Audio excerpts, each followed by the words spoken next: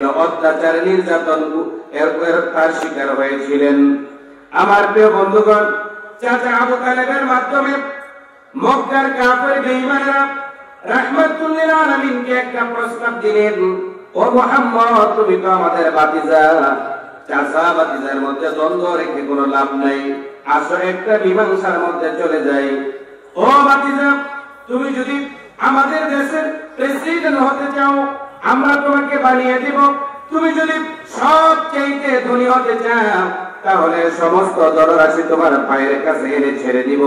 ও মুহাম্মদ, শুধু তাই নয়, তুমি যদি এরকম ভাবে সুন্দরী রমণীকে বিবাহ করতে চাও, দেশের সেরা সুন্দরী মেয়েটাকে তোমার জন্য আমরা উপস্থাপন করব। দেনমোহর, এমনকি স্বর্ণ গহনা আর দেনমোহরের টাকা, এগুলো তোমার জোগাড় করা লাগবে না, আমরাই ব্যবস্থা করব। 4 নাম্বার হলো, তোমার যদি অসুস্থতা থাকে তাহলে সুস্থতার জন্য আমাদের দেশের সবচেয়ে বড় ডাক্তারটা তোমার জন্য নিয়োগ করব। রাহমাতুল লিল আলামিন তাকে যখন এই প্রস্তাব দেওয়া হলো, রাহমাতুল লিল আলামিন এই প্রস্তাবকে রাজি হয়ে গিয়েছিলেন। রাজি হয়েছেন না প্রত্যাখ্যান করছেন? একটু জোরে বলেন তো, তিনি কি রাজি হয়েছেন না প্রত্যাখ্যান করেছেন? আমার প্রিয় বন্ধুগণ, এখানে শুনেন, রাহমাতুল লিল আলামিন তিনি যদি এই প্রস্তাবে রাজি হয়ে প্রেসিডেন্ট হয়ে যেতেন, আবু জাহেল প্রধানমন্ত্রী, উতবা স্বরাষ্ট্রমন্ত্রী, আবু লাহাব পররাষ্ট্রমন্ত্রী, দেখা গেল রাহমাতুল লিল আলামিন তিনি প্রেসিডেন্ট, কিন্তু সমস্ত ক্যাবিনেট হয়ে গেল কাফের বেঈমান দ্বারা। ওই কাফের বেঈমান দ্বারা যে ক্যাবিনেট তৈরি হলো, রাহমাতুল লিল আলামিন সেখানে প্রেসিডেন্ট হলে কি এই কোরআনের রাজ কায়েম করা সম্ভব? জোরে বলেন, সম্ভব? এই জন্য রাহমাতুল লিল আলামিন তাদের এই প্রস্তাবকে প্রত্যাখ্যান করেন। রাহমাতুল লিল আলামিন তাদের এই প্রস্তাবকে প্রত্যাখ্যান করেন। রাসূল কারীম সাল্লাল্লাহু আলাইহি ওয়াসাল্লাম আদর্শ নাগরিক তৈরি করলেন, আদর্শ কর্মী তৈরি করলেন, যেই কর্মীর মধ্যে ছিলেন হযরত আবু বকর, হযরত ওমর, হযরত আলী, হযরত উসমান রাদিয়াল্লাহু তাআলা আনহুমা, যারা দুনিয়ার মধ্যে থেকে রাহমাতুল লিল আলামিনের কাছ থেকে জান্নাতের টিকিট পেয়ে গিয়েছিলেন। একটু জোরে বলা যাবে কি সুবহানাল্লাহ? রব্বানা লাকাল হামদ হামদান কাসীরান طيبا مباركا فيه يا ربي كما ينبغي لجلال وجهك وعظيم سلطانك। শুকরিয়া আদায় করলাম কার? জোরে বলেন কার? খুশি হবেন কে? বেজার হবে কে? আমরা খুশি করতে চাই কাকে? সেজন্য আবার করছি আলহামদুলিল্লাহ, দরুদ ও সালাম করেছি। আল্লাহ তাআলা আমাদের প্রিয় নবী, প্রিয় নেতা, দুজাহানের ব্যারিস্টার রাহমাতুল লিল আলামিন রওজা মুবারকে পৌঁছে দিন। সকলে জোরে বলেন আমিন। প্রিয় বন্ধুগণ, আলোচনার শুরুতে আপনাদেরকে জানাতে চাই, এখানে কোন দলীয় রাজনৈতিক আলোচনা হবে না, কোন দলের পক্ষে না, বিপক্ষে না, কথা হবে সরাসরি আল্লাহর কোরআন থেকে। আওয়াজ দেন। যে কোরআনুল কারীম থেকে কথা বলতে চাই, এই কোরআনুল কারীমের সাথে আপনাদের শত্রুতা আছে? যারা বলতে পারলেন না তাদের কি দুশমনী আছে? এই কোরআনে কি দুর্নীতির পক্ষে কোনো কথা আছে? ধর্ষণের, চুরি, ডাকাতি, সন্ত্রাস, মাদক, যৌতুক, তাহলে এই কথাগুলো যদি আমি আল্লাহর কোরআন থেকে উদ্ঘাটন করে বলি, খুশি হবে না তারা? এই চরিত্রের লোক যারা, কথা বলেন ঠিক কিনা আপনারা?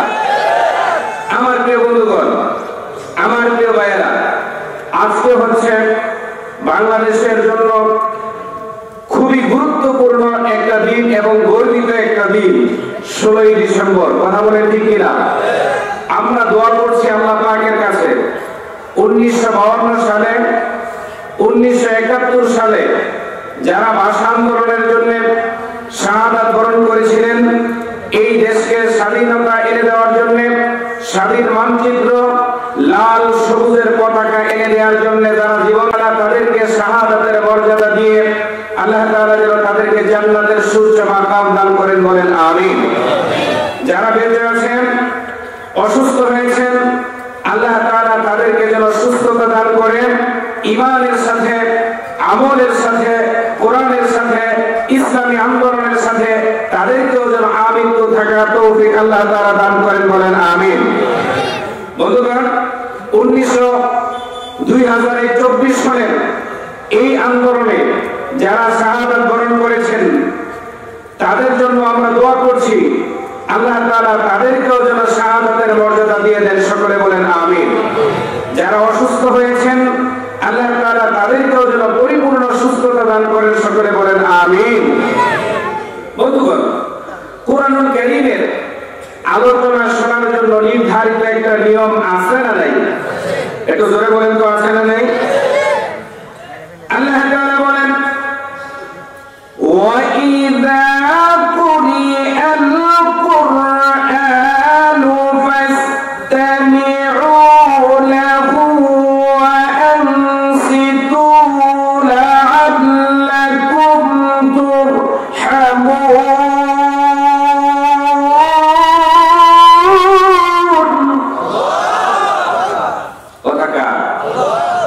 আল্লাহ রাব্বুল আলামিন বলেন, যখন তোমাদের সামনে কুরআনুল কারীম থেকে কথা বলা হবে, উপদেশ দেওয়া হবে, নসিহত করা হবে, তখন তোমাদের দায়িত্ব হলো দুইটা।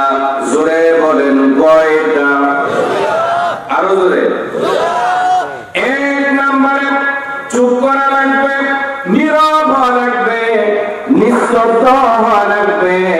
আর দুই নম্বরে হলো আমলের মানসিকতা নিয়ে, দিলের কান দিয়ে আল্লাহ পাকের কোরআনে হাকীমের কথাগুলো শ্রবণ করা লাগবে, বলেন সুবহানাল্লাহ। যারা চুপ করে আমলের মানসিকতা নিয়ে, দিলের কান দিয়ে আল্লাহ পাকের কোরআনে হাকীমের কথাগুলো শুনবেন, ও প্রিয় বন্ধু, আপনার সম্পর্কে আল্লাহ তাআলা বলেন, লাআল্লাকুম তুরহামুন। আল্লাহ পাক তাদের প্রত্যেকের উপর আল্লাহ পাকের রহমত বর্ষণ করে দিবেন। আমরা কি আল্লাহ পাকের রহমত পেতে চাই? সবাই তো বললেন না।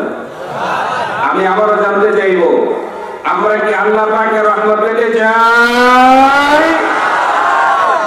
বন্ধুগণ, আল্লাহ পাকের রহমত পেতে চাইলে যারা দোকানপাট, রাস্তাঘাট, খেলা মেলা, আড্ডা সবকিছু ছেড়ে দিয়ে কুরআনুল কারীমের মাঠে আসবে তারা, কথা বলেন ঠিক কিনা আপনারা? একটা আওয়াজ দেন ঠিক কিনা?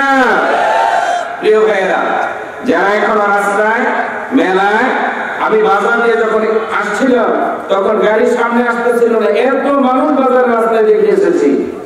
ও বন্ধু, আপনিও যদি আল্লাহ পাকের রহমত পেতে চান, দ্রুত কাজগুলো, পিছনের কাজগুলো রেখে দিয়ে কোরআনের মাঠে চলে আসেন, আল্লাহ পাকের রহমত নিয়ে তারপরে বাড়ি ফিরে যান। আল্লাহ তাআলা সবাইকে যেন কবুল করেন, বলেন আমিন। আমার প্রিয় বন্ধুগণ, আমার প্রিয় ভাইয়েরা, কুরআনুল কারীমের মাহফিল সাজিয়ে তার পাশে কেউ যদি কথাবার্তা বলে, হইচই করে, রাস্তা দিয়ে অযথাই হাঁটাহাঁটি করে, মেলায় খেলায় অযথাই সময়টা নষ্ট করে, ও প্রিয় বন্ধু, এগুলো মুমিনের চরিত্র হতে পারে না। এগুলো হলো মুনাফিকের, কাফেরের চরিত্র। একটু আওয়াজ করে কথা বলতে হবে, ঠিক কিনা? কথাটা ব্যক্তি রুহুল আমিন নাইমের নয়, আল্লাহর কোরআন জানায়, وقال الذين كفروا لا تسمعوا لهذا القرآن والغوا فيه لعلكم تغلبون.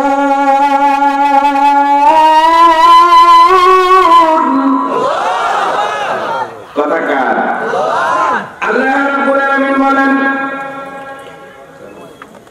কাফেররা বলল,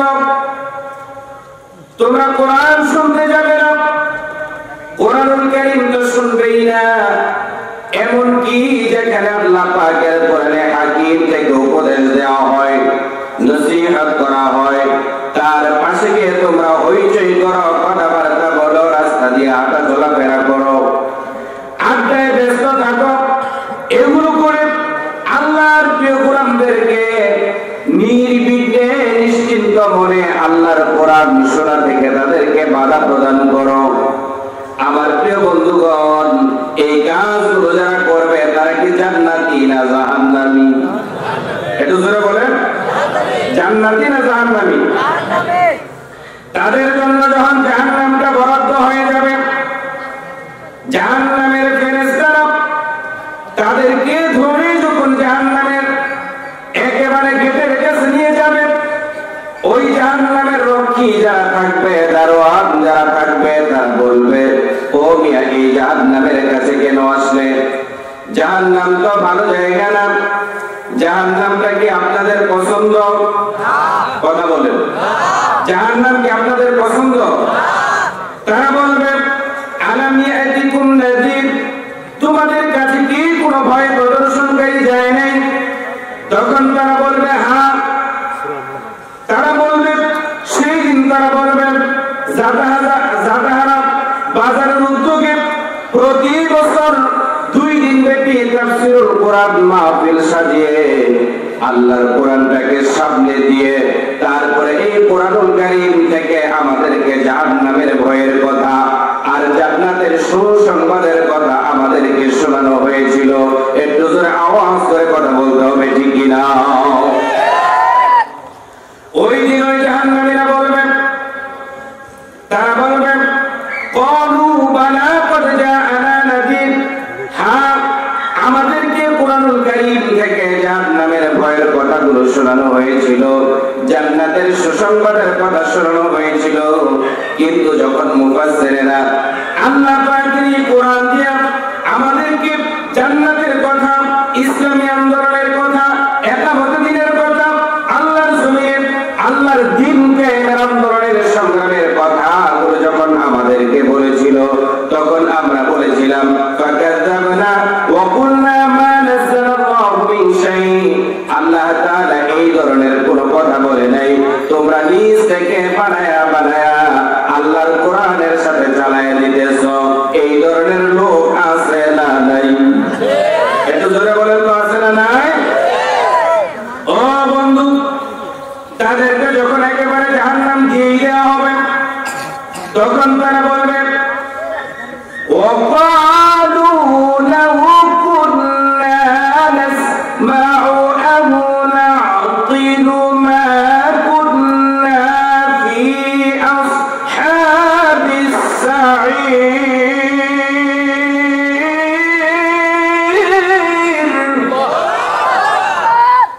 তারা সেই দিন বলবে, আরে আমরা যদি জাদাহারা বাজারের উদ্যোগে তাফসীরুল কোরআন মাহফিলে বসে আমরা যদি আল্লাহ পাকের জান্নাতের ভয়ের কথাগুলো যদি শুনতাম আর জান্নাতের সুসংবাদের কথাগুলো শুনে যদি আমরা আল্লাহর কোরআন দিয়া আমাদের ব্যক্তি, আমাদের পরিবার, আমাদের সমাজ, আমাদের রাষ্ট্র, আমাদের অর্থনীতি, আমাদের রাজনীতি, আমাদের আইন আদালত, কুটকাচারি, ব্যবসা বাণিজ্য, চাকরি বাকরি, তার সব কিছু যদি আমরা আল্লাহর কোরআন দিয়ে সাজাতে পারতাম, তাহলে আজকে আমাদেরকে এই জাহান্নামের কঠিনতম শাস্তির সম্মুখীন হওয়া লাগতো না, আমরা জাহান্নামের কঠিনতম আযাব থেকে বেঁচে যেতে পারতাম।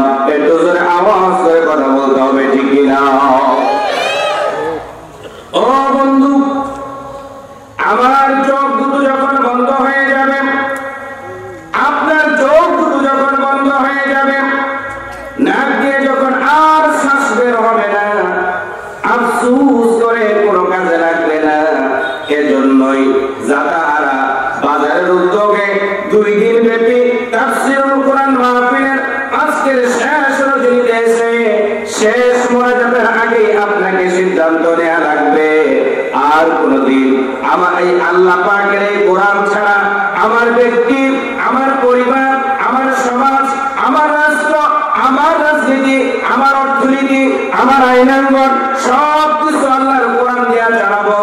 কোরআন থেকে পরিমাণও আমরা বাহিরে যাব না, এই ওয়াদা করা যাবে কি যাবে না? এই ওয়াদা করা যাবে? লিল্লাহি তাকবীর, আর জোরে লিল্লাহি তাকবীর। আমার প্রিয় বন্ধুগণ, আমার প্রিয় ভাইরা, এখন আপনারা হয়তো অনেকে বলতেছেন ওর গুলামিন নাই, আপনি চাঁপাইনবাবগঞ্জে আরো আসলেও আমাদের এই অঞ্চলে তো আসেন নাই, অতএব আপনি আমাদের ব্যাপারে কিছুই তো জানেন না। আমাদের অনেক সম্পদ আছে, বিঘা বিঘা জমি আছে, ছেলেরা অনেক বড় বড় চাকরি করে, এমনকি আমাদের রাজনৈতিক হাত অনেক লম্বা আছে, আমাদের অনেক পাওয়ার আছে, গিয়ার আছে। সম্পদ আর পাওয়ারের কারণে আমরা এই পর্যন্ত কত আকাম কুকাম করলাম, কেউ আমাদের দিকে চোখ তুলে তাকাতে পারে নাই, আঙ্গুল তুলে কথা বলতে পারে নাই। একটু জোরে আওয়াজ করে কথা বলতে হবে, ঠিক কিনা? আমার প্রিয় ভাইরা, আপনার কত সম্পদ আছে, কত ক্ষমতা আপনার আছে, এগুলো আমি জানতে চাই না, আমার জানার দরকার নাই। তবে জেনে রাখুন, এই পৃথিবীর মধ্যে সবচাইতে বেশি সম্পদের মালিক ছিল যিনি, কারণ হলো তিনি। নাম কি তার? আরো জোরে বলেন তো, কি নাম? ও বন্ধু, কুরআনুল কারীম আল্লাহ তাআলা বলেন, মা আযনা আন্নি মালিয়া। আল্লাহ তাআলা বলেন, আল্লাহ পাকের দেয়া এই সম্পদ পুরো যদি আপনি ইসলামের কাজে, রাসূলের আদর্শের পথে, একামতে দ্বীনের পথে যদি আপনি খরচ করতে না পারেন, আপনার যত সম্পদই থাকুক না কেন, এই সম্পদগুলো আল্লাহ পাকের কাছে 2 পয়সার কোনো দাম নাই। কথা বলতে হবে, ঠিক কিনা? ও বন্ধু, ওই কারণের এত বেশি সম্পদ ছিল, কারণের আলমিরা, গুড়াউন, সিন্ধু তার চাবি বহন করার জন্য একটা দুইটা নয়, 13টা উট লাগছিল। একটু জোরে বলেন কয়টা? আরো জোরে বলেন কয়টা? আমাদের লাগে কয়টা? আমরা এই যে হাজার খানেক মানুষ এখানে আছি, আমাদের কয়টা লাগে? সবার মিলে কি একটা লাগে? কথা কন সভাপতি সাহেব, সবার মিলে লাগে? একটা ছাগল কি লাগে নাকি? বকরি? একটা বিড়াল? তাও লাগে না, তো চাকরি নেই, লাগবো আর কি। ও বন্ধু, এই পৃথিবীর মধ্যে এরকম ক্ষমতাশালী লোক ছিল যারা নিজেরাই দাবি করে বসেছিল আনা রাব্বুকুমুল আ'লা। নাম কি তার? জোরে বলেন কি নাম? কুরআনুল কারীম আল্লাহ তাআলা বলেন, হালাকা আন্নী সুলতানিয়া। আল্লাহ তাআলা বলেন, আল্লাহ পাকের দেয়া ক্ষমতা, আল্লাহ পাকের দেয়া পাওয়ার, আল্লাহ পাকের দেয়া জ্ঞান, এগুলো যদি আপনি কোরআনের পক্ষে, ইসলামী আন্দোলনের পক্ষে, একামতে দ্বীনের পক্ষে যদি আপনি কাজে না লাগাতে পারেন, ব্যর্থ হয়ে যান, ও বন্ধু, আপনার এই সম্পদ, আপনার এই ক্ষমতা, আপনার এই জ্ঞান, আপনার এই পাওয়ার আল্লাহ পাকের কাছে 2 পয়সার মূল্য নাই। একটু জোরে আওয়াজ করে কথা বলতে হবে, ঠিক কিনা? সম্পদ এবং ক্ষমতা, এই 2টা জিনিস আল্লাহ পাক রব্বুল আলামিনের দেয়া আমানত। আমানত আল্লাহ আমার কাছে দিয়েছেন, এই যে এই ভাইয়ের কাছে দিয়েছেন, সভাপতির কাছে আমানত রাখছেন, আপনাদের কাছেও আমানত রাখছেন। এই আমানতের যদি কেউ খেয়ানত করে বন্ধু, তাহলে আল্লাহ এই আমানতের খেয়ানত করলে শাস্তি আছে না নাই? জোরে বলেন। কুরআনুল কারীম আল্লাহ তাআলা তারপরে বলেন, খুযুহু ফাগুল্লু। আমরের সিগা আল্লাহ তাআলা বললেন, এই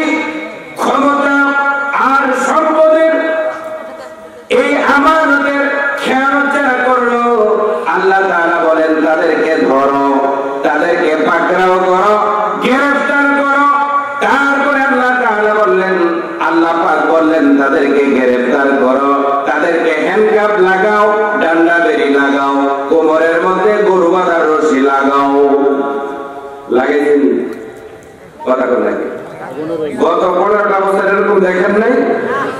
আল্লাহ তাআলা বলেন, যদি অন্যায়ভাবে নিরপরাধীকে অপরাধী বানিয়ে যদি হ্যান্ডকাপ লাগিয়ে থাকে, গ্রেফতার করিয়ে থাকে, তাহলে আল্লাহ তাআলা তাদের বিপক্ষে কি ফয়সালা দেন? আপনারা একটু কানটা খুলে ভালো করে শুনেন। আল্লাহ তাআলা বলেন, সুম্মাল জাহিম সাল্লু। আল্লাহ তাআলা বলেন, যারা এই কাজগুলো নিরপরাধীকে অপরাধী বানায়, যারা নাকি হাতের মধ্যে হ্যান্ডকাপ, পায়ের মধ্যে ডান্ডা বেরি, কোমরের মধ্যে গরু বাঁধার রশি, এগুলো যারা বেঁধেছিল, যদি অন্যায়ভাবে বেঁধে থাকে, আল্লাহ তাআলা তাদেরকে ধরবেন, গ্রেফতার করবেন, হ্যান্ডকাপ লাগাবেন, তারপরে আল্লাহ তাআলা তাদেরকে জেলখানায় বন্দী করবেন। ও বন্ধু বলেন তো শুনি, আল্লাহ পাকের জেলখানার নামটা কি? একটু জোরে বলেন, আরো জোরে বলেন। ওই জাহান্নামের মধ্যে তাদেরকে কিভাবে বাঁধা, কিভাবে বাঁধবে আর কিভাবে করবে, সেই কথাটাও আল্লাহ কোরআনুল কারীমের মধ্যে বলেন। একটু কানটা খুলে ভালো করে শুনেন। আল্লাহ তাআলা বলেন, সুম্মা ফি সিলসিলাতিন যারউহা সাবউনা দিরান ফাসলুকু। আল্লাহ তাআলা বলেন, 70 গজ জাহান্নামের শিকল দিয়ে পেঁচায়া পেঁচায়া বাঁধবে, তারপরে জাহান্নামে নিক্ষেপ করবে। কথাটা কথা বলেন, ঠিক কি ঠিক না? ঠিক আমার বানানো কথা। কেন করবে সেই কথা আল্লাহ তাআলা তারপরে বলে দেন, ইন্নাহু কানা লা ইউমিনু বিল্লাহিল আযীম।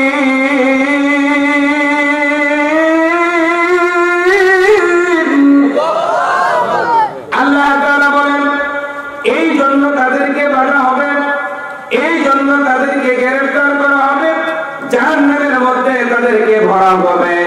কারণ হলো তারা আল্লাহ পাক রব্বুল আলামিনের উপর পূর্ণ আস্থা আর বিশ্বাস রাখতে পারে নাই। আল্লাহ পাকের দেয়া এই কুরআনুল কারীমকে তারা তাদের জীবনের পাথেও সংবিধান বানাতে পারে নাই।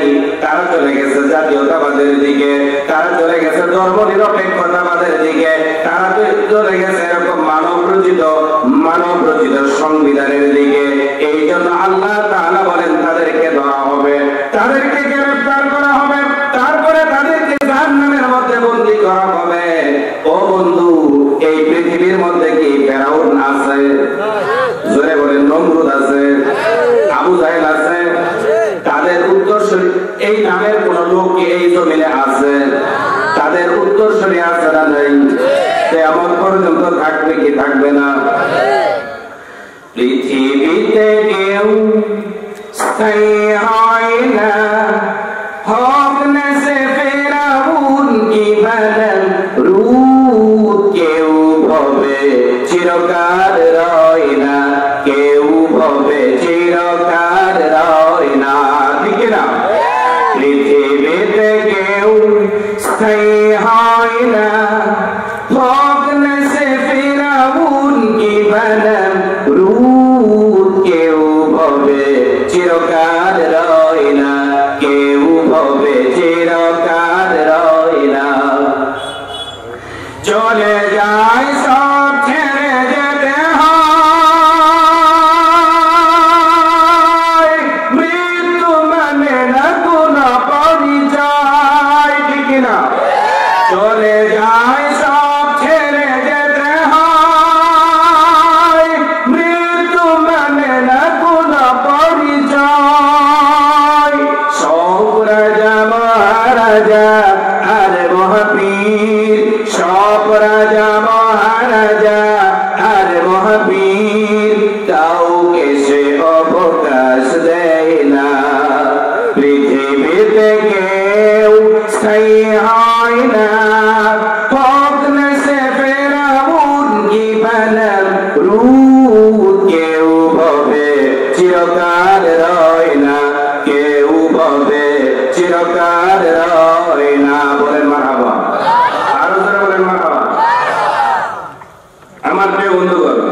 আমার প্রিয় ভাইয়েরা, এইভাবে কথা বললে শুনবেন না ভাববেন, থাকবেন না যাবেন, কোনটা করবেন? একদম উঠাউঠি করতেছেন আপনারা। আপনারা কিন্তু আপনাদের নিজেদের ওয়াদা যা করেছিলেন, এই ওয়াদা মতো কিন্তু আপনারা কি হচ্ছেন আপনারা নিজেরাই জানেন। আমি আমার মূল আলোচনা থেকে যাচ্ছি। কোরআনুল কারীমের 114টা সূরার মধ্য থেকে 17 নম্বর সূরা। এই সূরা থেকে, সূরার নাম হলো সূরা বনী ইসরাঈল। সেখান থেকে 79, 80, 81, 82 আমি 4টা আয়াতে কারিমা তেলাওয়াত করেছি। এই আয়াতগুলোকে সামনে নিয়ে আমি আমার আলোচনা এগিয়ে নিয়ে যেতে চাই। যদি আপনাদের শোনার মতো আগ্রহ পাই, আছে নাকি ভাই? বর্তমান সমসাময়িক এই পৃথিবীর প্রেক্ষাপটকে নিয়ে, তারপরে জুলাই আগস্টের আন্দোলনের সমস্ত কথা এই আয়াতগুলোর মধ্যে আল্লাহ তাআলা তুলে দিয়েছেন। সুবহানাল্লাহ। এই আয়াতের মধ্যে এই যে জুলাই আগস্টের আন্দোলন, এই আন্দোলন কোরআনে আছে না নাই? কথা বলে বলে আছে না নাই? আমি সেই কথাগুলো আমি এখান থেকে উদ্ঘাটন করে আপনাদেরকে শোনাতে চাই, যদি আপনাদের শোনার মতো ধৈর্য এবং আগ্রহ পাই। আছে নাকি ভাই? আমার প্রিয় বন্ধুগণ, আমার প্রিয় ভাইরা, এখান থেকে একটা আয়াতের আগে তরজমা শোনাবো, তারপরে আমি আমার আলোচনার দিকে ঢুকে যাব। আমার প্রিয় বন্ধুগণ, 80 নম্বর আয়াত আল্লাহ তাআলা সেখানে বলে দিলেন, আল্লাহ পাকের হাবিবকে আল্লাহ তাআলা শিখাই দিলেন দোয়া করার জন্য। নবীজি আল্লাহ পাকের কাছে দোয়া করলেন 3টা বিষয়ে। জোরে বলেন কয়টা? ও রব্বি আদখিলনি মুদখালা সিদকিন ওয়া আখরিজনি মুখরাজা সিদকিন ওয়াজআলনি মিন লাদুনকা সুলতানান নাসীরা। এই আয়াতের তরজমা আল্লাহ তাআলার কাছে প্রিয় নবীজি 3টা দোয়া করেছেন। 1 নম্বরে, আল্লাহ তাআলা আপনি আমাকে নিরাপদে বের করে নিয়ে যান। 2 নম্বরে, এই কোরআনুল কারীমের দাওয়াতি কাজ নির্বিঘ্নে নিশ্চিন্ত মনে মানুষের কাছে যাতে পৌঁছাতে পারে, তার একটা আমাকে ক্ষেত্র ব্যবস্থা করে দেন। 3 নম্বরে, আল্লাহ তাআলা এই কোরআন দিয়ে যাতে আমি নির্বাহী ক্ষমতা চালাতে পারি, সেরকম একটা রাষ্ট্র ক্ষমতা আপনি আমাকে দান করেন। একটু জোরে বলেন না সুবহানাল্লাহ। এই 3টা দোয়া রাসূল যে করেছিলেন, এই দোয়াটি কবুল কিভাবে হয়েছে তার সমাধান নিয়ে যেতে চান কি চান না? একটু জোরে বলেন তো। আমার প্রিয় বন্ধুগণ, তাহলে কান লাগায়া জমিয়ে বসতে হবে, শুনতে হবে কথাগুলো। শুনতে রাজি আছেন? বন্ধুগণ, নবীজি পৃথিবীর মধ্যে আসলেন। নবীজি দুনিয়ার মধ্যে আসার 6 মাস পূর্বে তার বাবাকে হারালেন। 6 বছর বয়সে মাকে হারালেন। 8 বছর বয়সে দাদাকে হারালেন। 8 বছর বয়সে রাহমাতুল লিল আলামিনকে তুলে নিলেন যিনি, আপন চাচা আবু তালেব হলেন তিনি। একটু জোরে আওয়াজ করে কথা বলেন ঠিক কিনা? ও বন্ধু, নবীজির বয়স এখন 17 বছর। কত বছর? 17 বছর। এই 17 বছর বয়সে রাহমাতুল লিল আলামিন তিনি একটা সংগঠন করেছিলেন। ওই সংগঠনের নাম হলো হিলফুল ফুজুল। সংগঠনের নাম কি? একটু জোরে বলেন কি নাম? নবীজি এই সংগঠনের ব্যানারে, হিলফুল ফুজুল সংগঠনের ব্যানারে রাহমাতুল লিল আলামিন তার নিজের ফর্মুলায়, হিলফুল ফুজুল দলের ব্যানারে নিজের ফর্মুলায় আইয়ামে জাহিলিয়াতের এই লোকগুলোকে আদর্শের পথে, কল্যাণের পথে, তাদেরকে আলোর পথে বের করে নিয়ে আসার জন্য রাহমাতুল লিল আলামিন কাজ করেছেন। 23 বছর থেকে 17 বছর থেকে নিয়ে 23 বছর পর্যন্ত 23টা বছর সেখানে কাজ করেছিলেন। করছেন না করেন নাই? একটু জোরে বলেন তো, করছেন না করেন নাই? সেখানে কি রাহমাতুল লিল আলামিনের কোনো বিরোধিতা ছিল? একটু জোরে বলেন তো, কোনো বিরোধিতা ছিল? বরঞ্চ মক্কার কাফির বেঈমানেরা আমাদের প্রিয় নবীকে রাহমাতুল লিল আলামিনকে তারা আল আমিন as-সাদিক উপাধি দিল। আবু জাহেলকে তারা নেতা মানলো, কিন্তু তারা বিশ্বাস করে না। তার কারণ হলো তারা জানে আবু জাহেল হলো একটা স্বৈরাচার। আবু জাহেল কি? একটু জোরে বলেন, আবু জাহেল কি? আবু জাহেল শয়তান, এই জন্য আবু জাহেলকে বিশ্বাস করে না। আর তাদের সমস্ত ধন, টাকা পয়সা, স্বর্ণ মুদ্রা সবকিছু এনে বিশ্ব নবী রাহমাতুল লিল আলামিনের বাড়ির মধ্যে এনে আমানত জমা রেখে যায়। একটু জোরে বলা যাবে কি সুবহানাল্লাহ? এবার আপনারা বলেন, নবীজির চাইতে ভালো মানুষ এই পৃথিবীর মধ্যে কি এসেছিলেন? এখন কি আছেন? কিয়ামত পর্যন্ত আসবেন। তাহলে নবীজি তার নিজের দলের ব্যানারে, নিজের ফর্মুলায় কাজ করেছেন, কোনো বিরোধিতা ছিল না। কিন্তু তিনি যে দাওয়াত দিয়েছেন, এই দাওয়াতের কোনো কাজও হলো না। একটু জোরে আওয়াজ করে কথা বলেন, ঠিক কিনা? নবীজি আবার চিন্তা করতেছেন, আরে এই মানুষগুলোর হাতে ধরলাম, পায়ে ধরলাম, মাথায় হাত দিলাম, এত সুন্দর করে তাদেরকে বুঝালাম, বোঝানোর পরেও এই মানুষগুলো কেন আমার দাওয়াতটা তারা গ্রহণ করতেছে না? কারণটা কি? দাওয়াতের মধ্যে, কৌশলের মধ্যে কোনো পরিবর্তন আনা দরকার আছে কিনা? নবীজি এই চিন্তা করতে করতে চলে গেলেন গাড়ে হারায় গিয়ে রাহমাতুল লিল আলামিন তিনি যখন এই চিন্তায় মগ্ন থাকলেন, আল্লাহ তাআলা প্রথমবারের মতো জিবরাইল আলাইহিস সালাতু ওয়াস সালামকে কুরআনুল কারীমের সূরা আলাকের প্রথম 5টা আয়াত দিয়ে আল্লাহ পাক তার হাবিবের কাছে পাঠিয়ে দিলেন। একটু জোরে বলেন না সুবহানাল্লাহ। নবীজির কাছে আবার জিবরাইল আমিন আসলেন, এসে বললেন, ইকরা বিসমি রাব্বিকাল্লাযী খালাক, খালাকাল ইনসানা মিন আলাক, ইকরা ওয়া রাব্বুকাল আকরাম আল্লাযী আল্লামা বিল কলম, আল্লামাল ইনসানা মা লাম ইয়ালাম। আল্লাহ পাক রব্বুল আলামিন বললেন, হে নবী, আপনি আল্লাহ পাকের নামে, আল্লাহ পাকের পরিকল্পনায় কাজ করুন। আপনি বিগত 17 বছর থেকে 40 বছর পর্যন্ত এই 23টা বছর আপনি যা চেয়েছিলেন তা আপনি পেয়ে যাবেন আল্লাহ পাকের ফর্মুলায় যদি কাজ করেন। বলেন সুবহানাল্লাহ। এতদিন নবীজি কাজ করছেন নিজের ফর্মুলায়, হিলফুল ফুজুলের ব্যানারে। এখন নবীজির উপর কুরআনুল কারীম অবতীর্ণ হয়েছে, তিনি নবুয়তের ব্যানারে আর আল্লাহ পাকের পরিকল্পনায় কাজ করছেন। সুবহানাল্লাহ কন্যা আরো জোরে বলেন সুবহানাল্লাহ। নবীজি যখন আল্লাহ পাকের ফর্মুলায় নবুয়তের ব্যানারে কাজ করা শুরু করে দিলেন, আমার প্রিয় বন্ধুগণ, এবার আল্লাহ পাকের কাছে, এবার আল্লাহ পাক রব্বুল আলামিনের ফর্মুলায় তিনি যখন কাজ শুরু করে দিলেন, এবার তার বিরোধিতা আছে না নাই? জোরে বলেন তো, বিরোধিতা আছে না নাই? নবীজির বিরোধিতা, এমনকি তারা নবীজিকে পাগল বলেছে, কেউ জিনেদরা বলেছে, কেউ বা কবি বলেছে, কেউ বা সাহিত্যিক বলেছে।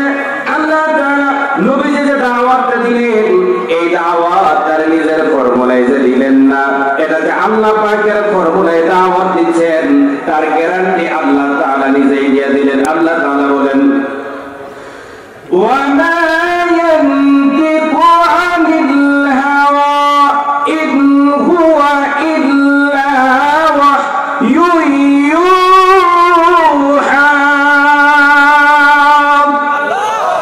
আল্লাহ রাব্বুল আলামিন বলেন, আমার নবী নফসের প্রবৃত্তিকে অনুসরণ করে তিনি কোনো কথা বলেন না। আমি আল্লাহ তাআলা ওহীর মাধ্যমে আল্লাহ পাকের হাবিবকে যা জানায় দেয়, নবীজি দিনের আলোতে তোমাদের সামনে এসে সেই কথাগুলোই প্রচার করেন। বলেন সুবহানাল্লাহ। আরো জোরে বলেন সুবহানাল্লাহ। প্রিয় বন্ধুগণ, এবার নবুয়তের সময়, অর্থাৎ নবীজি নবুয়তের দায়িত্ব পেয়েছেন, রিসালাতের দায়িত্ব রাহমাতুল লিল আলামিন পেলেন, আল্লাহ পাকের ফর্মুলায় কাজ করলেন 23 বছর। কয় বছর? জোরে বলেন, কয় বছর? 23 বছর কাজ করলেন। আগে কাজ করেছেন 23 বছর, এবার কাজ শুরু করলেন 23 বছর। মক্কায় এখানে 23 বছরের মধ্যে দুইটা ইনিংস, একটা হলো কথা বলেন, একটা হলো মাক্কি, আরেকটা মাদানী। বন্ধুগণ, মাক্কি জীবনে রাহমাতুল লিল আলামিন কাজ করেছেন 13 বছর। কয় বছর? 13 বছর। আর মাদানী জীবনে 10 বছর। কথা বলেন, মাদানী জীবনে 10 বছর কাজ করেছেন। প্রিয় বন্ধুগণ, এই মাক্কি জীবনে কাজ করতে গিয়ে রাহমাতুল লিল আলামিন তিনি অনেক বাধার সম্মুখীন হয়েছেন। রাহমাতুল লিল আলামিনের শরীরের মধ্যে পাথর নিক্ষেপ করা হয়েছে, তার দান্দা মুবারককে শহীদ করে দেওয়া হয়েছে, চলার পথে কাঁটা বিছিয়ে দেওয়া হয়েছে, গলার মধ্যে কাপড় পেঁচিয়ে জমিনের মধ্যে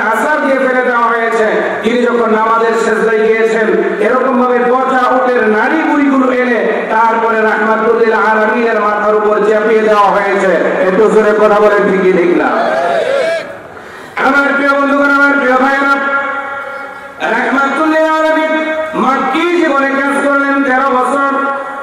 এই 13 বছর কাজ করতে গিয়ে নবীজি এরকম ভাবে তারপরে বিভিন্ন অত্যাচার নির্যাতন এর তার শিকার হয়েছিলেন। আমার প্রিয় বন্ধুগণ, চাচা আবু তালেবের মাধ্যমে মক্কার কাফের বেঈমানরা রাহমাতুল্লিল আলামিনকে একটা প্রস্তাব দিলেন, ও মুহাম্মদ, তুমি তো আমাদের ভাতিজা, চাচা ভাতিজার মধ্যে দ্বন্দ্ব রেখে কোনো লাভ নেই, আসলে একটা মীমাংসার মধ্যে চলে যাই। ও ভাতিজা, তুমি যদি আমাদের দেশের প্রেসিডেন্ট হতে চাও আমরা তোমাকে বানিয়ে দিব, তুমি যদি সবচেয়ে ধনী হতে চাও তাহলে সমস্ত ধনরাশি তোমার পায়ের কাছে এনে ছেড়ে দিব। ও মুহাম্মদ, শুধু তাই নয়, তুমি যদি এরকম ভাবে সুন্দরী রমণীকে বিবাহ করতে চাও, দেশের সেরা সুন্দরী মেয়েটাকে তোমার জন্য আমরা উপস্থাপন করব। দেনমোহর, এমনকি স্বর্ণ গহনা আর দেনমোহরের টাকা এগুলো তোমার জোগাড় করা লাগবে না, আমরাই ব্যবস্থা করব। 4 নাম্বার হলো, তুমি যদি তোমার যদি অসুস্থতা থাকে তাহলে সুস্থতার জন্য আমাদের দেশের সবচেয়ে বড় ডাক্তারটা তোমার জন্য নিয়োগ করব।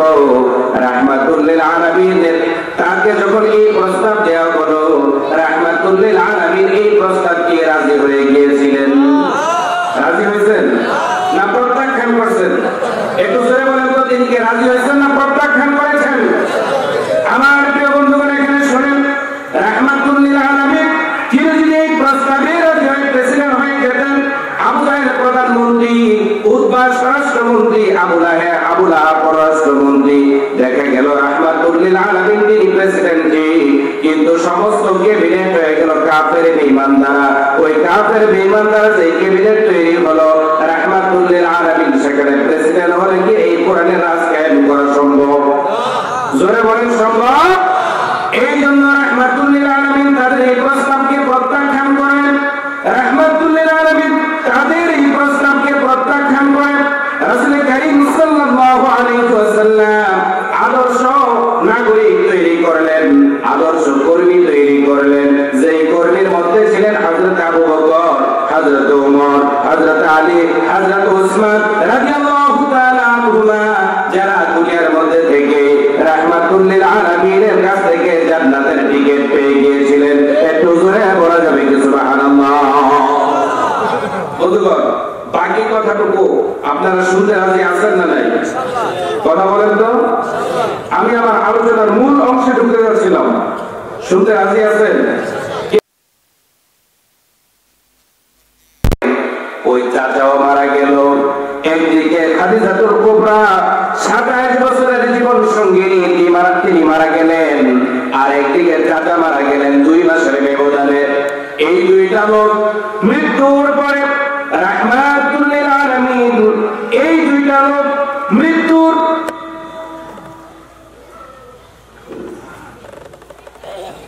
মারা যাওয়ার পরে রাহমাতুল্লিল আলামিন এই দুইটা লোক ইন্তেকালের পরে রাহমাতুল্লিল আলামিন তিনি মানসিকভাবে অনেকটা ভেঙে পড়েছিলেন। আল্লাহ রাব্বুল আলামিন যেন বুঝাতে চাইলেন, হে আল্লাহ পাক রব্বুল আলামিন তার হাবিবকে সান্ত্বনা দেওয়ার জন্য আল্লাহ পাক তার হাবিবকে মিরাজের মধ্যে নিয়ে গেলেন আপন কুদরতে। বলেন সুবহানাল্লাহ। আপন কুদরতে মিরাজে নিয়ে গেলেন, সেখান থেকে নবীজিকে আল্লাহ তাআলা অনেক কিছু দেখাইলেন, দিলেন। শেষ পর্যন্ত আল্লাহ পাক তার হাবিবকে 50 ওয়াক্ত থেকে 5 ওয়াক্ত নামাজ দিলেন। এই 5 ওয়াক্ত নামাজ তো আমভাবে সকলের জন্য আল্লাহ তাআলা ফরজ করে দিলেন। কিন্তু রাহমাতুল্লিল আলামিনকে আল্লাহ তাআলা বললেন, ওয়া মিনাল লাইলি ফাতাহাজ্জাত বিহি নাফিলাতান লাক আসা আন ইয়াবআসাকা রাব্বুকা মাকামান মাহমুদা। ওগো নবীজি, আপনি 5 ওয়াক্ত নামাজের বাইরে অতিরিক্ত আরো কিছু নামাজ পড়া লাগবে। ওই নামাজের নাম হলো তাহাজ্জুদের নামাজ। একটু জোরে আওয়াজ করে কথা বলেন ঠিক কিনা? ওই নামাজের নাম কি? এই তাহাজ্জুদের নামাজ ছাড়া কেউ কি আল্লাহর ওলি হতে পেরেছে? জোরে বলেন। আপনাদের এলাকায় কি কেউ আল্লাহর ওলি যদি হতে হয় তাহলে তাহাজ্জুদের নামাজ পড়া লাগে। কথা বলতে হবে ঠিক কিনা? আল্লাহ পাকের কাছে আপনি যদি কোনো কিছু চান, তাহাজ্জুদের নামাজ পড়ে তারপরে যাইতে হবে। আমাদের দেশে তো কতই রাজনৈতিক দল আছে, আছে না নাই?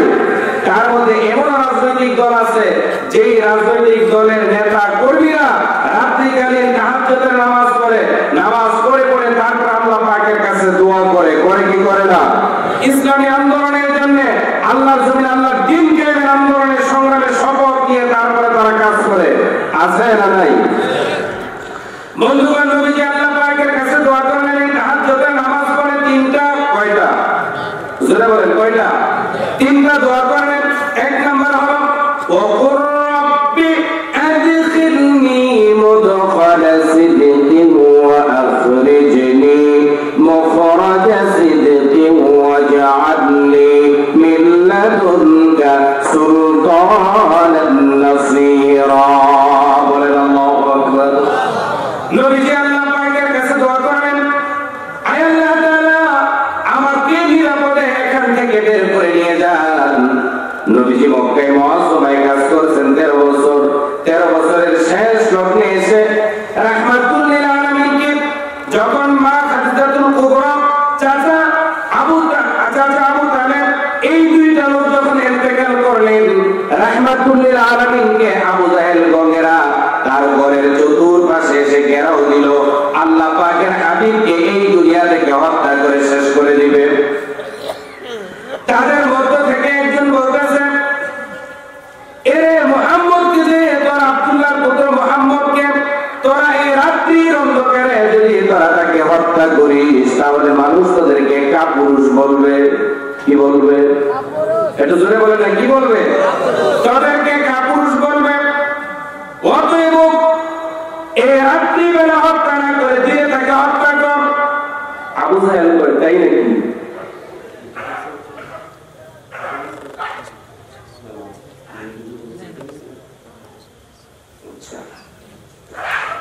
আবু জাহেল বলল, তাই নাকি? বলল হ্যাঁ। এবার আবু জাহেল কয়, তাহলে বাদ দে, আগে দিন হোক, সূর্য উঠুক, তারপরে তাকে হত্যা করব। কথা কি বোঝা গেল? এবার দিন হয়ে গেল, সূর্য উঠল, সবাই খুব আনন্দে আছে যে এবার মুহাম্মদ সাল্লাল্লাহু আলাইহি ওয়াসাল্লামকে হত্যা করবে। আমার প্রিয় বন্ধুগণ, আল্লাহ পাক রব্বুল আলামিন জিবরাইল আলাইহিস সালাতু ওয়াস সালামকে প্রিয় নবীর কাছে প্রেরণ করলেন।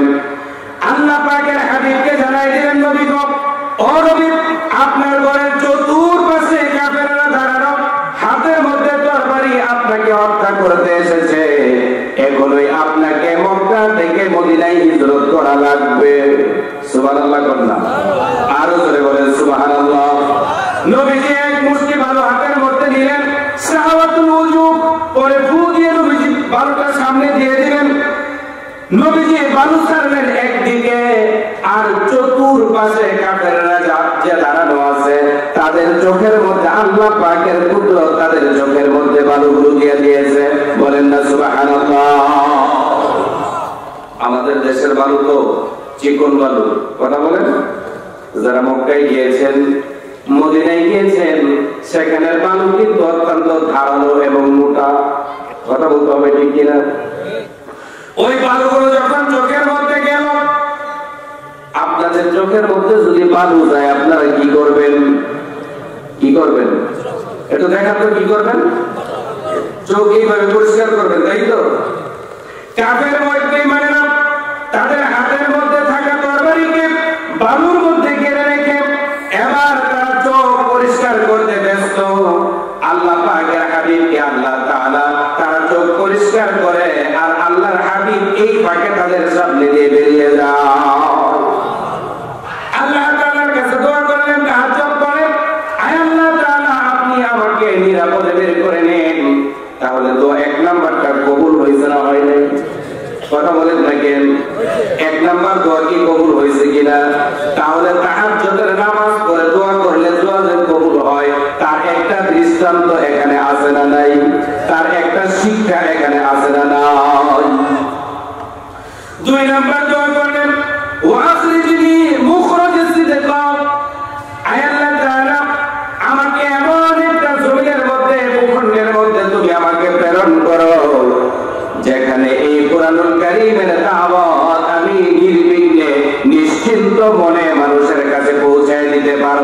বলেন সুবহানাল্লাহ। নবীজিকে আল্লাহ তাআলা মদিনায় নিলেন, মদিনায় নিয়ে আল্লাহ তাআলা কোরআনের দাওয়াত নির্বিঘ্নে নিশ্চিন্তে মনে করার মতো পরিবেশ আল্লাহ তাআলা দিয়ে দিলেন। বলেন সুবহানাল্লাহ। দাওয়াত দোয়া কবুল হয়েছে কয়টা? জোরে বলেন কয়টা? এবার 3 নম্বরে আছেন নবীজি 3 নম্বর দোয়া করলেন, মুদখাল সিদকি ওয়া আখরিজনি মুখরাজ সিদকি ওয়াজআলনি মিন লাদুনকা সুলতানান নাসীরা, মিন লাদুনকা সুলতানান নাসীরা। আয় আল্লাহ তাআলা, আপনি আমাকে নির্বাহী ক্ষমতা দান করেন, আপনি আমাকে রাষ্ট্র ক্ষমতা দান করেন। বলেন সুবহানাল্লাহ। মদিনার জীবনে রাহমাতুল লিল আলামিন তিনি রাষ্ট্র ক্ষমতা পাইছেন কি পায় নাই? তিনি নির্বাহী ক্ষমতা পেয়েছিলেন না পায় নাই? এই কোরআন দিয়ে তিনি নির্বাহী ক্ষমতা যখন পেয়ে গেলেন, আমার প্রিয় বন্ধুগণ, এই নির্বাহী ক্ষমতা যখন আল্লাহ পাকের কাছে আল্লাহ পাকের হাবিব চাইলেন, আল্লাহ পাক নির্বাহী ক্ষমতা দিলেন। সেই সাথে আল্লাহ পাকের হাবিবকে বললেন, ওয়া কানা হাক্কান আলাইনা নাসরুল মুমিনিন।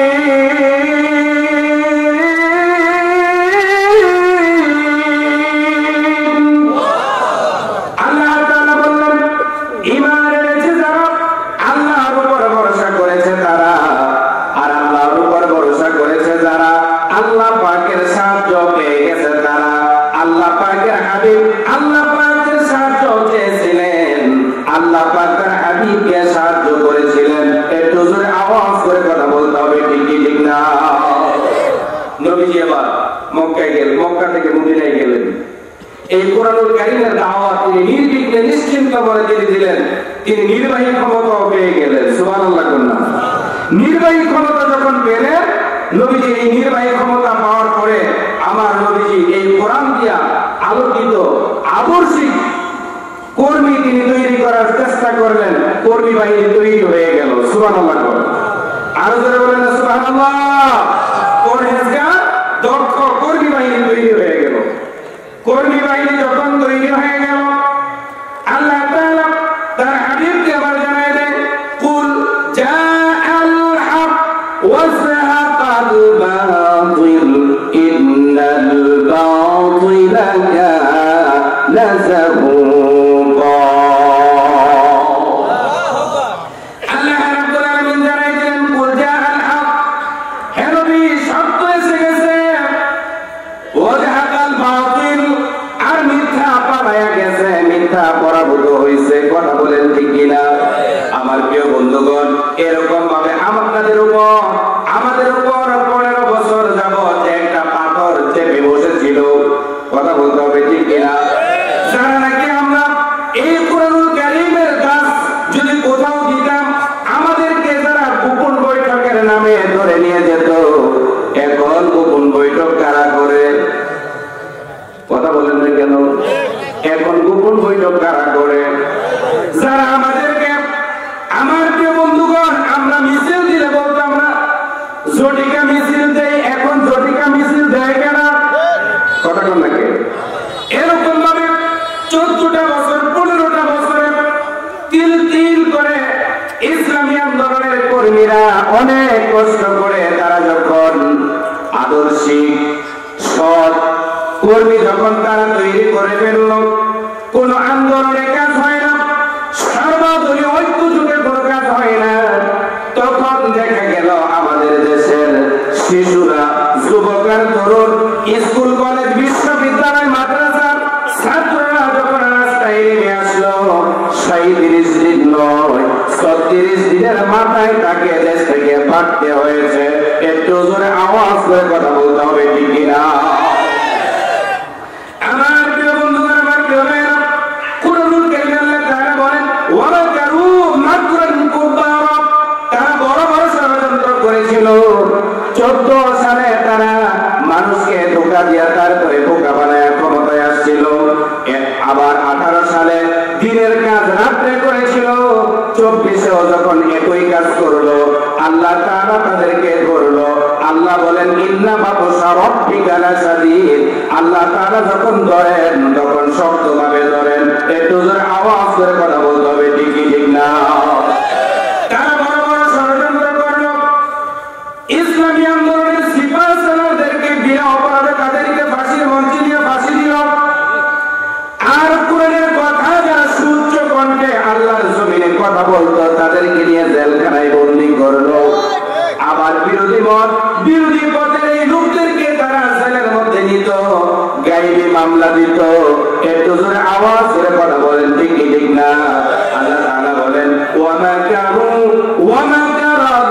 জোরে বলেন তার নাম কি?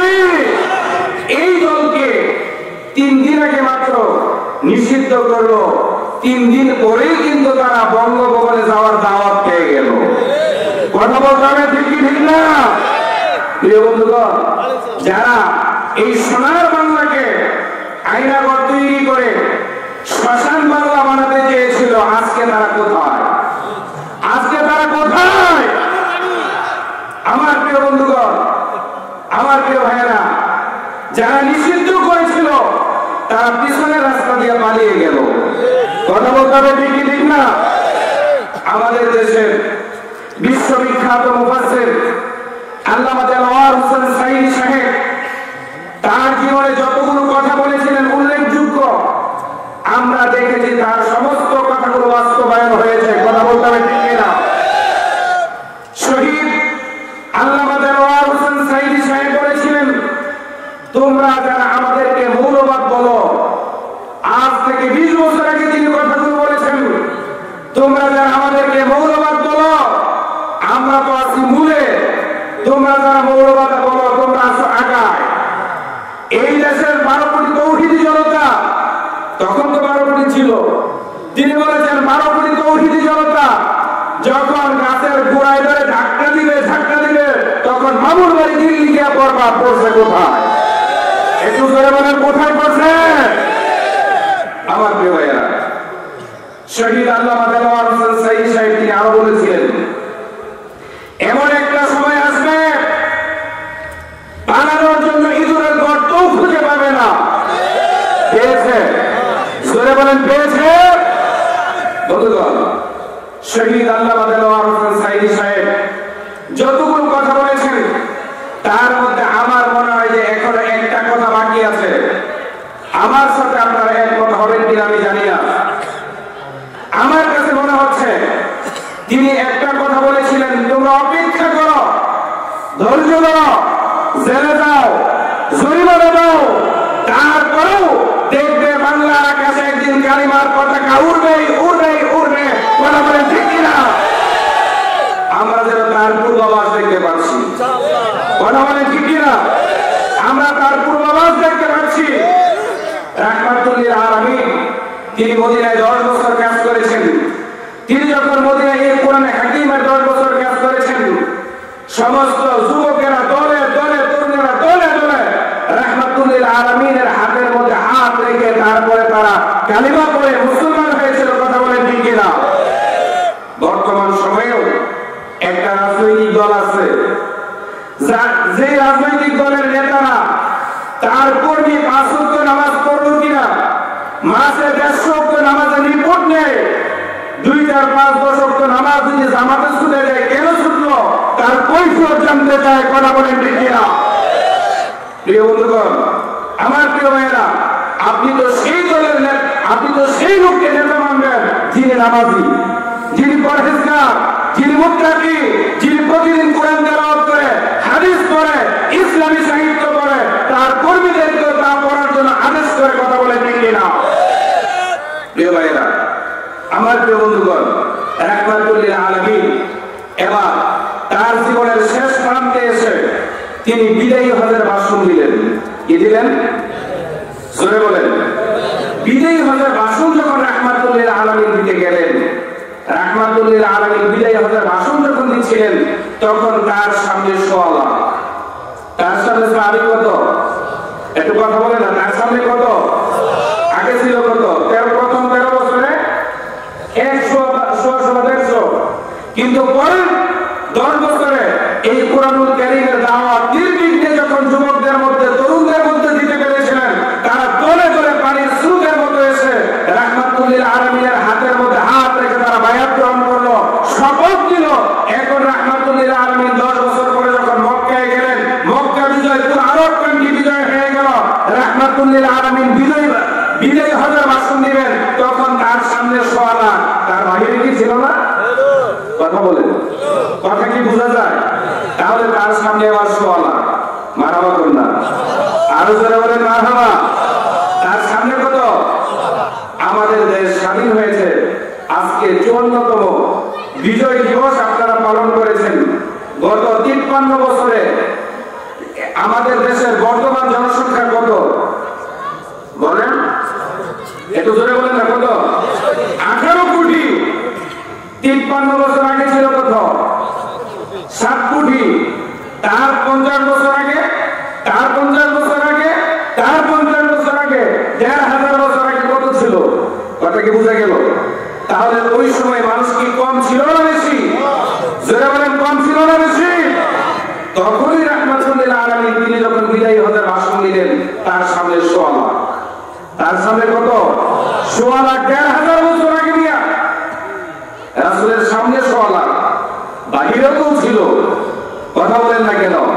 এই কোরআনের দাওয়াত বর্তমান সময়ে যুবকদের, তরুণদের হাতের মধ্যে কোরআন, ইসলামী সাহিত্য তুলে দেওয়ার কারণে এই যুবকরা, এমনকি খেটে খাওয়া মানুষগুলো কিন্তু বর্তমান সময়ে ইসলামী আন্দোলনের নেতা কর্মীদেরকে পছন্দ করা শুরু করে দিয়েছে, তাদেরকে সমর্থন করা শুরু করে দিয়েছে। একটু জোরে কথা বলতে হবে, ঠিক কিনা? আমার প্রিয় বন্ধুগণ, রাহমাতুল্লিল আলামিন বিদায়ী হজের ভাষণে তিনি একটা কথা বলেছিলেন। সেটা কি? রাহমাতুল্লিল আলামিন বললেন, তারাক্তু ফীকুম আমরাইন লান তাদুল্লু আলা মা তামাসসাকতুম বিহিমা কিতাবাল্লাহি ওয়া সুন্নাতা রাসূলিহি। আল্লাহু আকবার। নবীজি বলেছিলেন, ও সাহাবীরা শুনো, ও উম্মতেরা শুনো,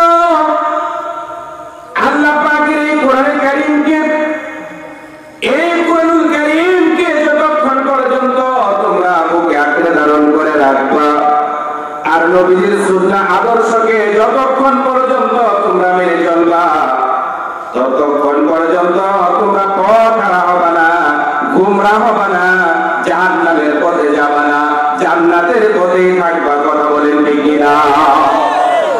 তাহলে বোঝা গেল এই কোরআনুল কারীম আর রাহমাতুল্লিল আলামিনের আদর্শ, এই দুইটা জিনিসকে যারা ছেড়ে দিয়ে অন্য পথে যায়, জাতীয়তাবাদ, ধর্মনিরপেক্ষতাবাদ, মানুষের তৈরি করা মতাদর্শের দিকে যারা যাবে, তারা জাহান্নামের দিকে যাবে। কথা কি বোঝা গেল? একটু জোরে বলেন, কথা কি বোঝা গেল? আমার প্রিয় বন্ধুগণ, আমার প্রিয় ভাইয়েরা, আরো অনেকগুলো কথা ছিল, সেগুলো রাখলাম। আমি সর্বশেষ একটা মেসেজ দিতে চাই, সেটা হলো, এখানে কি মহিলারা ওয়াজ শুনে? কথা বলেন, মহিলারা কি ওয়াজ শুনে? তাহলে মহিলাদের ব্যাপারে কিছু কথা বলা দরকার, কারণ তারাই হয়েছে এই দেশের সরকার বারবার। কথা বলেন না কেন? মহিলাদের ব্যাপারে কিছু কথা বলা দরকার, কারণ তারাই হয়েছে এই দেশের বারবার সরকার। তারা ক্ষমতায় এসেছে আর পুরুষদেরকে জ্বালায়া পড়ে তারপরে কি করছে? সরকার করছে। বন্ধুগণ, তাহলে মহিলাদের ব্যাপারে কিছু কথা বলতে চাই। আমার মায়েরা, আমার বোনেরা, কান লাগায় শুনেন, রাহমাতুল্লিল আলামিন তিনি বলেছেন, মহিলারা যদি 6টা কাজ করে, ওই মহিলা কখনো আল্লাহর জান্নাতে যাবে না। 1 নম্বর হলো, যেই মহিলা তার মাথার চুলগুলোকে খুলে আউলা করে, বাউলা বেশে, পাগল বেশে, গার খুলে, গলা খুলে, বুক খুলে, পিঠ খুলে, এমনকি হাফ কোয়ার্টার পায়জামা, প্যান্ট পরে, টাইট ফিটিং পোশাক পরিধান করে যারা পর পুরুষের সামনে গিয়ে গ্যাদারিং করবে, ঘুরে বেড়াবে, বাজারে ঘাটে যাবে, রাহমাতুল্লিল আলামিন বলেন, এই ধরনের মহিলা কোনোদিন আল্লাহ পাকের জান্নাতের সুগ্রাম পাবে না। একটু জোরে আওয়াজ করে কথা বলতে হবে, ঠিক কিনা? রাহমাতুল্লিল আলামিন বলেন, একজন মক্কারি যদি 1000 মক্কার পুরুষের চাইতে খারাপ, তার দৃষ্টান্ত নিতে পারেন। গত কিছুদিন পূর্বে আমাদের দেশে একটা মহিলা তার জন্মদিনের অনুষ্ঠানে লঙ্গি ড্যান্স দিয়েছিল। ও যুবকেরা, বলো তো তোমরা নামটা কি? কি নাম?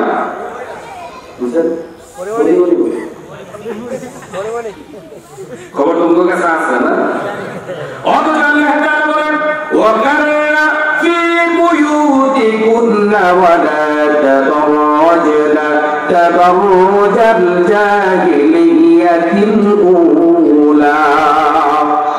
আল্লাহ তাআলা বলেছেন, ও মহিলারা, ও নারীরা, ও মায়েরা, ও আমার আম্মা জানেরা, কান খুলে ভালো করে শুনে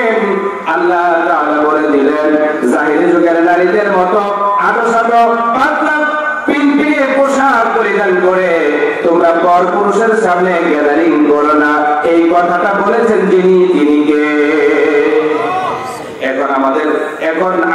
এখন আল্লাহ পাকের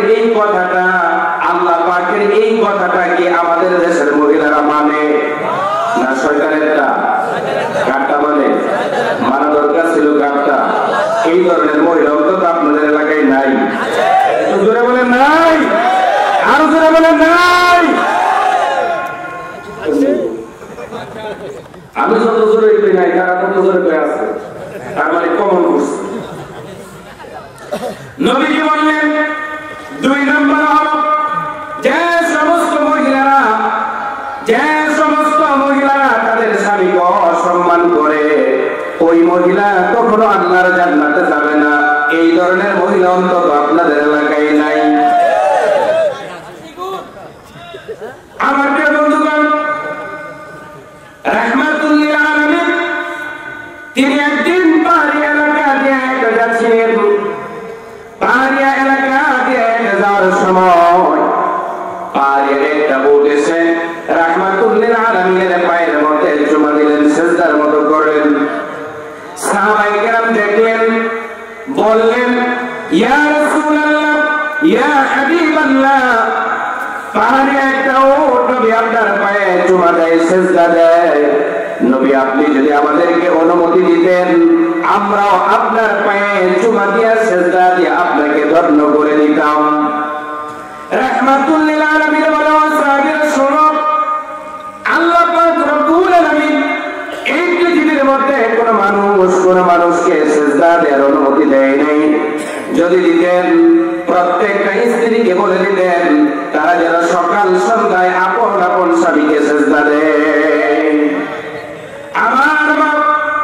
আমার বোন, আপনার স্বামীকে আমার আল্লাহ সম্মান দিয়েছেন, আপনার স্বামীকে আমার রাসূল সম্মান দিয়েছেন। আমার মা, আমার বোন, আপনি কেন আপনার স্বামীকে সম্মান দিবেন না?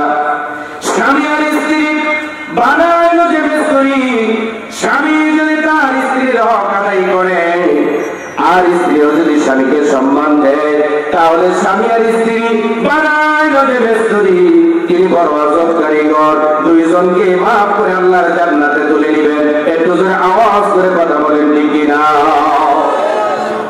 বাকিরে থাক, 2 লাখ আছে, বাকিরে থাক না, তার বলে কি গেছে আসবে না তো? 100% কমন না? জোরে থাকবে লিল্লাহি তাকবীর, আর জোরে লিল্লাহি তাকবীর। মহিলারা বলতেছে ওর হুলামি নাই। আমাদের আইয়ুব আলী ভাই আপনাকে দাওয়াত করে ঢাকা থেকে আসছে আমাদের বদনাম বলার জন্য, আমাদের দুর্নাম বলার জন্য আসছে নাকি? আমার মা, আমার বোন, আমাকে আপনাদের দুর্নাম বা বদনাম বলার জন্য আমাকে আনা হয়নি। আপনারা জাহান্নামের দিকে হাঁটছেন। কি করলে পরে ওই জাহান্নাম থেকে বেঁচে আপনি জান্নাতের পথে হাঁটতে পারবেন, সেই মেসেজটাই আমাকে দেওয়ার জন্য নিয়ে আসা হয়েছে। একটু জোরে আওয়াজ করে কথা বলেন ঠিক কিনা? আমার প্রিয় বন্ধুগণ, আমার প্রিয় ভাইরা, 3 নম্বর রাহমাতুল লিল আলামিন বলে দিলেন যে সমস্ত মহিলারা তাদের স্বামী রেখে ভিন্ন পুরুষের সাথে আড্ডা দেয়, খালাতো ভাই, চাচাতো ভাই, ফুফাতো ভাই, গ্রাম্য ভাই, দেবর ভাই, ক্লাসমেট, ক্লোজ ফ্রেন্ড, বয়ফ্রেন্ড, তাদের সাথে যারা আড্ডা মারবে, চ্যাটিং করবে, ডেটিং করবে, রাহমাতুল লিল আলামিন বলেন এই ধরনের মহিলা কোনদিন আল্লাহর জান্নাতে যেতে পারবে না। একটু জোরে আওয়াজ করে কথা বলতে হবে ঠিক কিনা? আমার মা, এই ধরনের মহিলা তো নাই আপনাদের এলাকায়? একটু জোরে বলেন নাই, আরো জোরে বলেন নাই। আপনারা যেহেতু বলতেছেন আছে তাইলে আছে, আমি তো আপনাদের এলাকার মহিলাদেরকে চিনি না। কি বলে? আমি কি চিনি? আপনারা যেহেতু বলতেছেন আছে তাহলে আবার বলেন যে নাই। যেহেতু আপনারা বলতেছেন আছে তাইলে আছে। আমার বাপ, আমার বোন, এই জন্য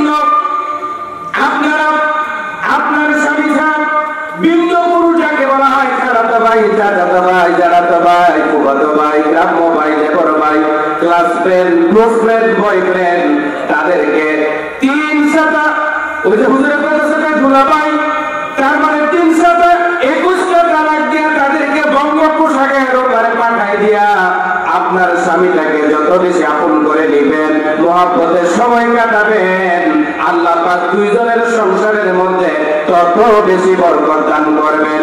একটু জোরে আওয়াজ করে কথা বলেন ঠিক না? আমার প্রিয় ভাইরা, 4 নাম্বার রাহমাতুল্লিল আলামিন বলেন, যে সমস্ত মহিলারা কিছু পথ খাইছ তোমরা, পুরুষও আছে, বুঝলেন না? খালি মহিলা না, পুরুষও আছে। যেই সমস্ত মহিলা এবং পুরুষ অপবিত্র হতে দেরি করে, আর বাংলা দরকার আছে। রাহমাতুল্লিল আলামিন বলেন, আত-তুহুরু শাতরুল ঈমান, পবিত্রতা হলো ঈমানের অঙ্গ। 5 নাম্বার রাহমাতুল্লিল আলামিন বলেন, যে সমস্ত মহিলারা মিথ্যা কথা বলে, কসম কাটে, অযথাই গীবত করে, এই ধরনের মহিলা তো আপনাদের এলাকায় নাই। রাসূল বলেন, আল গীবাতু আশাদ্দু মিনাজ জিনা, গীবত করা, পরচর্চা করা, পরনিন্দা করা, এগুলো হলো ব্যভিচারের চাইতে মারাত্মক গুনাহ। 6 নাম্বার রাহমাতুল্লিল আলামিন বলেন, অন্যের সুখ দেখে যে সমস্ত মানুষেরা হিংসা করে, আছে না নাই? দুইজনের সাথে মহব্বত, এই জন্য আমার সাথে আই বলি ভাইয়ের মহব্বত, আপনারা মনে করেন আপনাদের মাঝ থেকে কেউ হিংসা করে, ইনায়া বিনায়া পেঁচায়া কোচায়া দুইজনের মধ্যে দূরত্ব সৃষ্টি করলেন, বন্ধুত্ব নষ্ট করলেন। রাহমাতুল্লিল আলামিন বলেন, এই ধরনের মহিলা বা পুরুষ তারাও আল্লাহর জান্নাতে যাবে না।